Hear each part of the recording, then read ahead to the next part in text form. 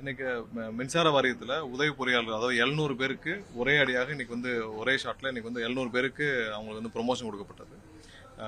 பதவி உயர்வு வந்து இதான் முதல் முறையாக மின்சார வாரிய வரலாற்றிலே முதல் முறையாக அவங்க வந்து பல ஆண்டுகளாக இதில் நிறைய கோர்ட் ஆர்டர்ஸோட ரொம்ப கடினமான சூழ்நிலை இருந்தது.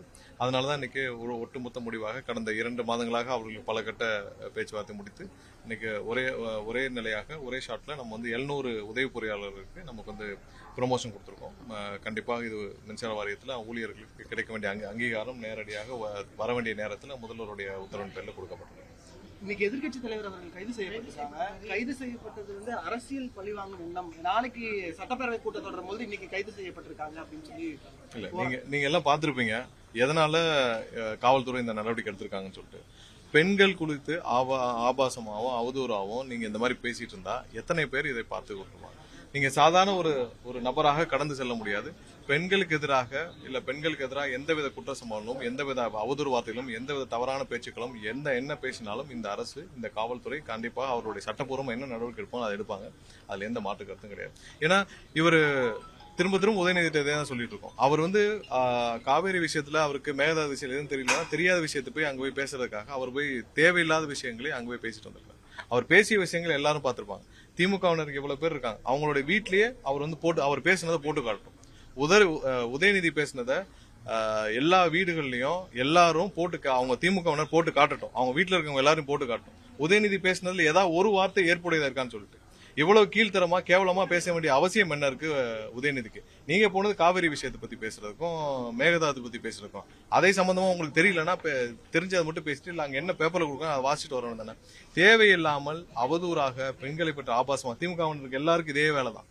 ஏதாவது ஒண்ணுன்னா ஒரு தனிப்பட்ட முறையில பெண்களை பற்றி ஆபாசமாக பேசுறது அவதூறாக பேசுவது இதை எந்த காலத்திலும் இந்த அரசு கண்டிப்பாக ஏற்றுக்கொள்ளாது. காவல்துறைக்கு அவங்களுக்கு என்ன கம்ப்ளைண்ட் வந்திருக்கோ அது பூர்வம் நடவடிக்கை எடுப்பாங்க. எல்லாரும் அவங்கவுங்க வீட்டுல போட்டு கேட்கணும். இது வந்து எல்லா வீட்லயும் அந்த எல்லாரும் பேசுறாங்க, எல்லாரும் வீட்லயும் போட்டு கேட்கட்டும். உதயநிதி பேசினதில் ஒரு வார்த்தை ஏற்புடையதா இருக்கா? இவ்வளவு கொச்சையாக கேவலமாக அவர் வந்து எதிர்கட்சி தலைவர் இல்ல, ஒரு எம்எல்ஏ நிக்கிற கூட தகுதி கிடையாது, சட்டசபைக்குள்ள தகுதியே கிடையாது. இவ்வளவு வக்கிரமத்தை மனதில் வச்சுக்கொண்டு இவர்கள் ஆட்சியில் இருந்தப்ப எவ்வளவு வக்கிரமா செயல்பட்டிருப்பாங்க, திரைமறைவில் எவ்வளவு வக்கிரமா செயல்பட்டிருப்பாங்க. நீங்கள் இவ்வளவு வக்கிரத்தை மனதில் வைத்துக் கொண்டு நீங்க எல்லாம் ஆட்சி நடத்திருக்கோ இல்ல இது இருக்கோ எந்த தகுதி இல்லைன்னா மக்கள் இன்னைக்கு வந்து இவ்வளவு பெரிய வெற்றியை முதல்வர் அண்ணன் விஜய் அவர்களுக்கு கொடுத்திருக்காரு. எந்த வகையிலையும் உங்களுக்கு வந்து சட்டசபைக்குள்ள எதிர்கட்சி தலைவர்ல சட்டசபைக்கு உள்ள வர்றது கூட தகுதி கிடையாது. ஒரு பெண்களை பற்றி இவ்வளவு வக்கிரத்தை மனதில் வச்சுக்கிட்டு நீங்கள் தயவு செஞ்சு இந்த மாதிரி எல்லா வேலையெல்லாம் செய்யாம உங்களுக்கு இந்த மாதிரி பொது வாழ்க்கையில ஈடுபடுறதுக்கு எந்த தகுதியும் உதயநிதி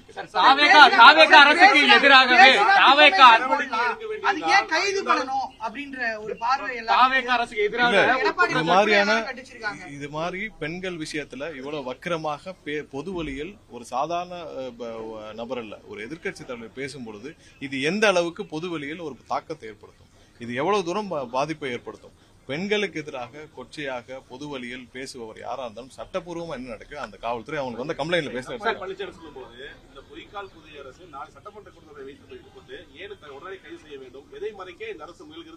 எதையும் மறைக்கிறதுக்கு இல்ல. நாளைக்கு பட்ஜெட் தாக்கல் செய்ய போது எதையும் மறைக்கிறதுக்கு இல்ல. அவர் வந்து இன்னைக்கு வந்து முந்தைய காலங்கள்ல அம்மா இருந்தால் என்ன செய்திருப்பாரோ அதே தான் இன்னைக்கு வந்து அண்ணன் விஜய் அவர்கள் செஞ்சிருக்காரு. புரட்சி தலைவரும் எம்ஜிஆர் இருந்தாலும் என்ன நடவடிக்கை எடுத்திருப்பாரோ அதே தான் செஞ்சிருக்காரு. இன்னைக்கு எடப்பாடி வந்தா இன்னைக்கு பொய்க்கால் கூதுற மாதிரி இன்னைக்கு திமுக பின்னாடி ஒழிச்சுக்கிறார். இன்னைக்கு திமுக என்ன பேசணும், திமுக பேசுறதுக்கு முன்னாடி எடப்பாடி வந்து பேசுறாரு. இன்னைக்கு எடப்பாடி அவர் உதயநிதி சொன்ன கருத்துல எடப்பாடிக்கு ஏற்பு இருக்கா? எடப்பாடிக்கு அதுல வந்து அவர் சொன்ன கருத்தை ஏற்கிறாரா? அவர் சொன்ன விஷயத்தை ஏற்றுக்கொள்கிறாரா? அம்மா இருந்தால் என்ன செய்வார்? இவ்வளவு கேவலமா அதிமுகவை யாராவது கொண்டு போய் இவ்வளவு படுகொலியில தள்ளிடுறதுன்னா ஒரு எடப்பாடியா தான் இருக்கும். யாராவது இன்னைக்கு வந்து ஒரு பெண்களை பற்றி அவதூறாக பேசியது புரட்சி தலைவர் அம்மா பற்றியே உதயநிதி ஒரு காலத்தில் அவதூறாக பேசியிருக்கிறார். அப்பயே வந்து எடப்பாடி அவருடைய கவர்மெண்ட் இருந்துச்சு, அவர் முதலமைச்சர், அப்பயே அவர் நடவடிக்கை எடுக்கல.